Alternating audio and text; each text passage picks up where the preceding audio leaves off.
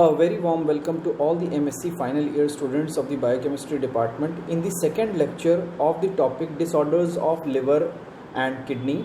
So let's have a brief recap of the first lecture.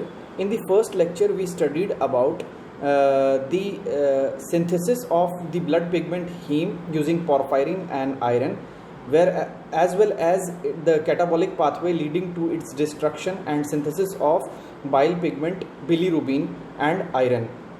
So basically the synthesis of bilirubin occurs, or the metabolism of bilirubin occurs in three steps.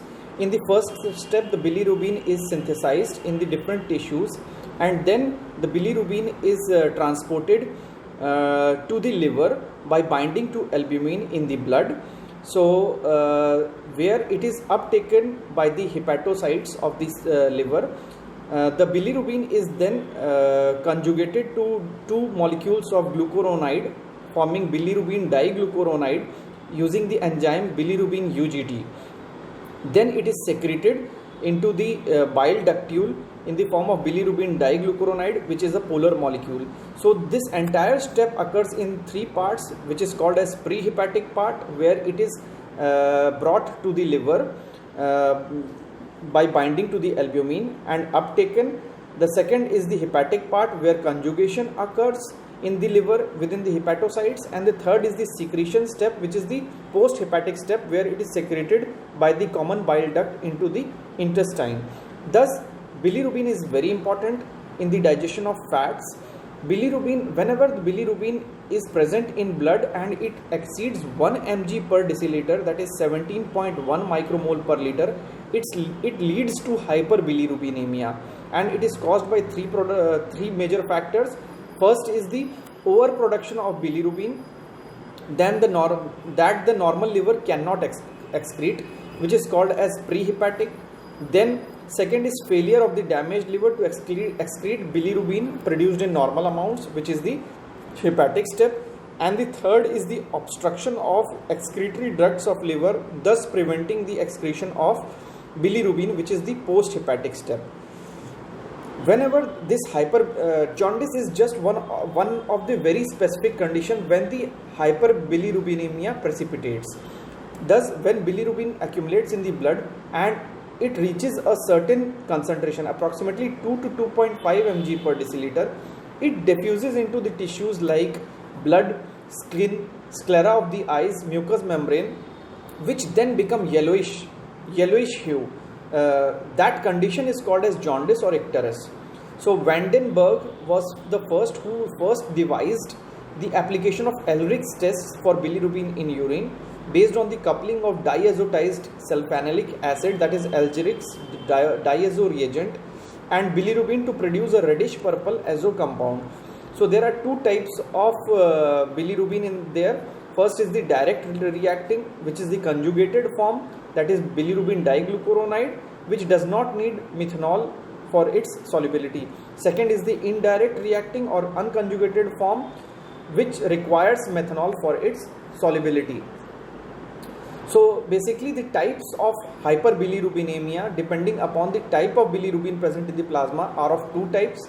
First is retention hyperbilirubinemia, that is unconjugated bilirubin, which is due to the overproduction, and since it is highly hydrophobic, only unconjugated bilirubin can cross the blood-brain barrier into the central nervous system, resulting in the encephalopathy of the brain called as kernicterus.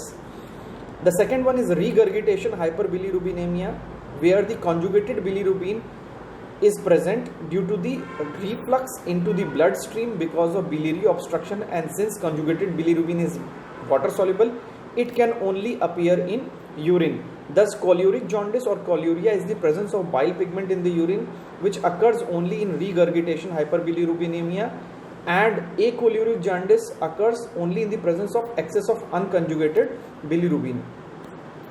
So basically the jaundice is majorly of three types, depending upon where the excretion of bile pigment bilirubin is affected.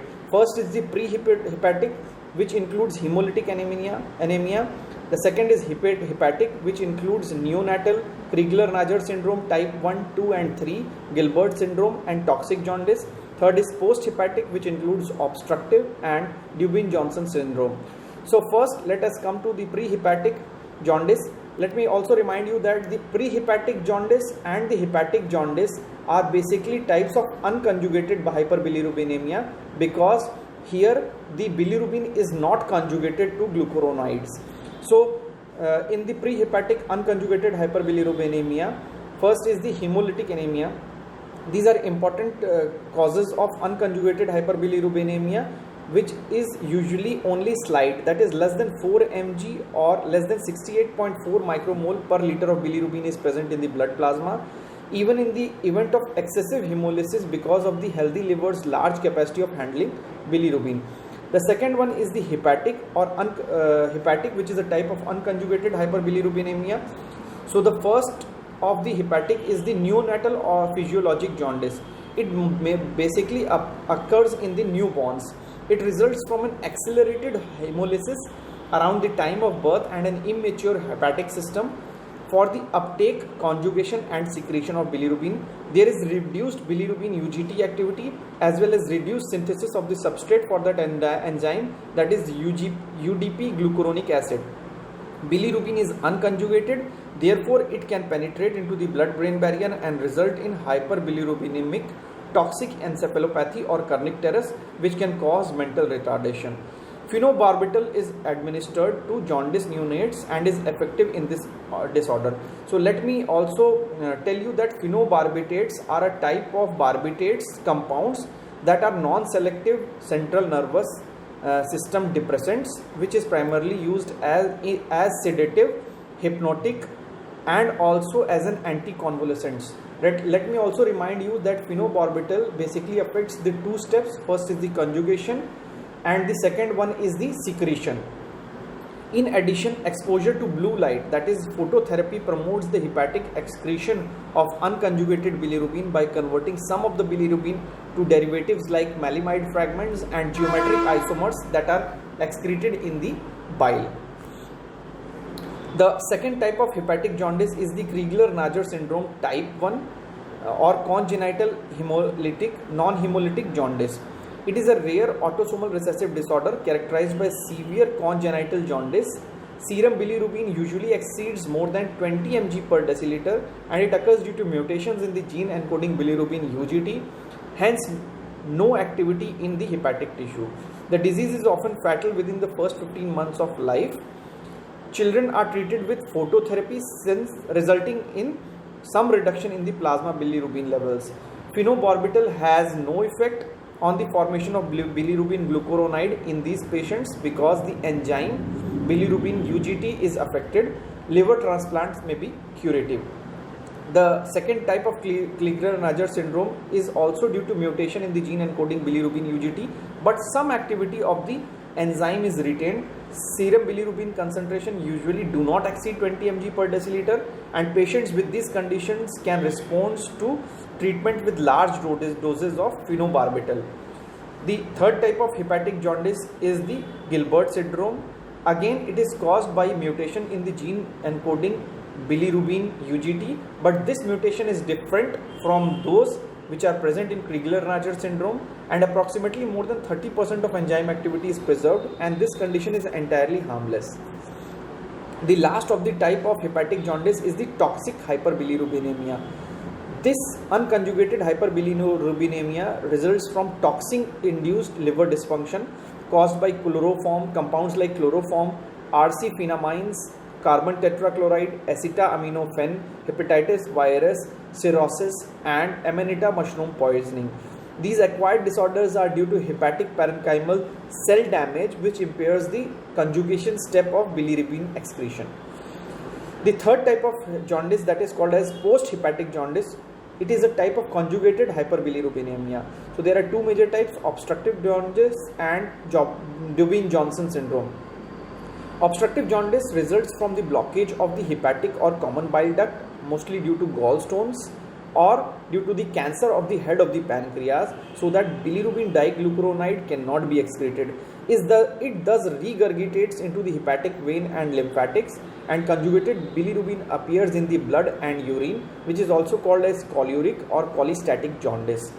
The second one is the Dubin-Johnson syndrome. This is autosomal recessive disorder